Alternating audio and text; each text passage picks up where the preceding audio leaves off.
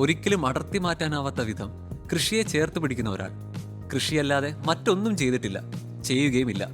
ഇത് കോട്ടയം ജില്ലയിലെ ചങ്ങനാശ്ശേരി പായിപ്പാട് നിവാസിയായ എബി. എൻ്റെ അച്ചാച്ചൻ്റെ കൂടെ ഞാൻ എൻ്റെ കൊച്ചുനാൾ മുതൽ ഈ കൃഷിക്ക് ഇറങ്ങുമായിരുന്നു. അത് കഴിഞ്ഞ് അച്ചാച്ചൻ മരിച്ചു കഴിഞ്ഞാണ് ഞാൻ പൂർണ്ണമായ രീതിയിൽ കൃഷിയിലേക്ക് ഇറങ്ങിയത്. ഇപ്പോൾ 29 വർഷമായി. താമസ സ്ഥലത്ത് നിന്ന് 1.5 കിലോമീറ്റർ മാറിയുള്ള കൊക്കോട്ടുചിറയിലെ 7 ഏക്കർ കൃഷിയിടത്തിൽ പയർ, പാവൽ, പടവലം, വാഴ, ചീര, കപ്പ, വെണ്ട, വാളരിപ്പയർ തുടങ്ങി 10ഓളം വിളകൾ. തടം വെട്ടി നീറ്റുകക്കയിട്ട് 2 ദിവസം കഴിയുമ്പോൾ പാകപ്പെടുന്ന മണ്ണിൽ ആദ്യം പയർ വിത്തിടും. അത് കിളിർത്ത് കഴിയുമ്പോൾ പാവലും പടവലവും. മൂന്നും 3 സ്വഭാവക്കാരാണ്. കൂടാതെ മുരടിപ്പും കീടബാധയും കാലാവസ്ഥ മാറ്റവും ഒക്കെ ബാധകമാണ്. എങ്കിലും 3-ൽ 1 ഹിറ്റാകും. അതാണ് എബിയുടെ മാജിക്. വളമെന്ന് പറയുന്നത് ജൈവവളമാണ് മെയിനായിട്ട് ഉപയോഗിക്കുന്നത്. കോഴിവളവും പച്ചച്ചാണാനാണ്. പിന്നെ രാസവളവും ഇടയ്ക്ക് വിട്ടു കൊടുക്കും. എല്ലുപൊടി, വേപ്പും പിണ്ണാക്ക്, കടലപ്പിണ്ണാക്ക് ഇതിലൂടെ മിക്സ് ചെയ്ത വളമാണ് കൊടുക്കുന്നത്. കീടനാശിനി ഉപയോഗിക്കുന്നത് പറഞ്ഞാൽ തീർത്തും ജൈവ കീടനാശിനികളാണ് ഉപയോഗിക്കുന്നത്. ഒരു തടത്തിൽ ഒന്നിച്ചു വളർന്ന് പടർന്ന് പന്തലിച്ചു നിൽക്കുന്ന പയറും പാവലും പടവലവും ആരിലും കൗതുകമുണർത്തും. ഇപ്പോൾ 7 ഏക്കർ കൃഷി ചെയ്യുന്നുണ്ട്. 1 ഏക്കർ സ്വന്തമായിട്ടുണ്ട്, ബാക്കി മുഴുവൻ പാട്ടമാണ്.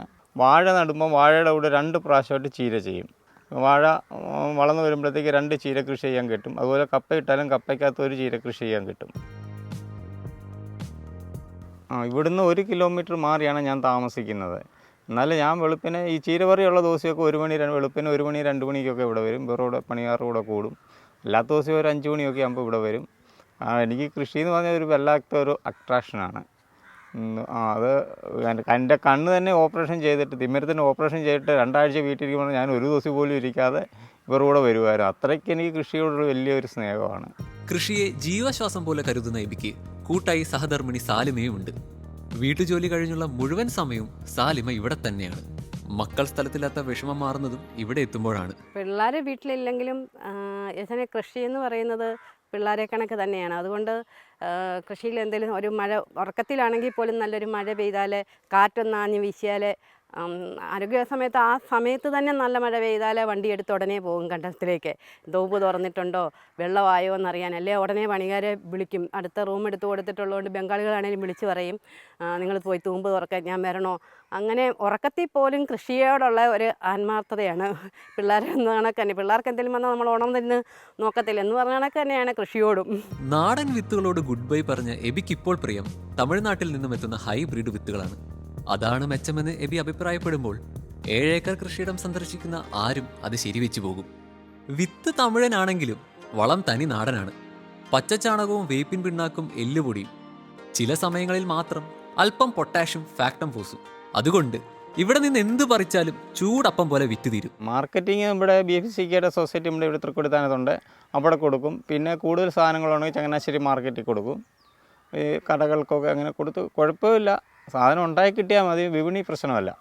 8ഓളം പേർക്ക് എല്ലാ ദിവസവും ജോലി നൽകുന്ന, എല്ലാവരോടും ഏറെ സൗമ്യമായി ഇടപഴകുന്ന എബിയോടുള്ള ഈ ഗ്രാമീണരുടെ ഇഷ്ടവും എടുത്തു പറയാതിരിക്കാൻ പറ്റില്ല. അല്ല, അതിലതിശയവുമില്ല. കാരണം കർഷകൻ അധ്വാനിക്കുന്നതും വിയർപ്പൊഴുക്കുന്നതും മറ്റുള്ളവർക്ക് വേണ്ടിയാണല്ലോ. അതുകൊണ്ടാണല്ലോ കൃഷി ഒരു സംസ്കാരമാണെന്ന് നമ്മൾ പറയുന്നത്. ഇന്നത്തെ യുവതലമുറ കൃഷിയിലേക്ക് കടന്നു വരുന്നില്ല.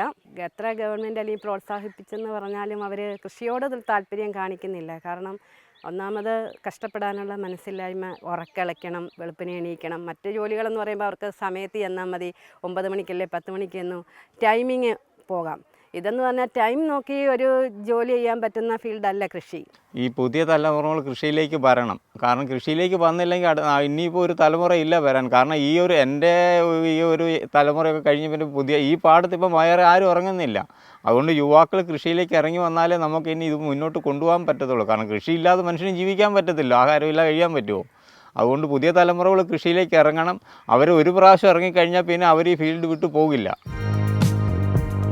നിരന്തര സാധന പോലെ ഇടമുറിയാതെയുള്ള അധ്വാനത്തിന്റെ പ്രതിഫലവും സംതൃപ്തിയുമാണല്ലോ കൃഷി. അതൊരു നിസ്വാർത്ഥ സേവനം കൂടിയാണ്. ശാസ്ത്ര സാങ്കേതികതയുടെ വേഗങ്ങൾക്കൊപ്പം പോകുന്ന പുതിയ തലമുറയും കൃഷിയോട് അല്പം താല്പര്യം കാട്ടണമെന്നാണ് ഈ കർഷക ദമ്പതികളുടെ അഭിപ്രായം.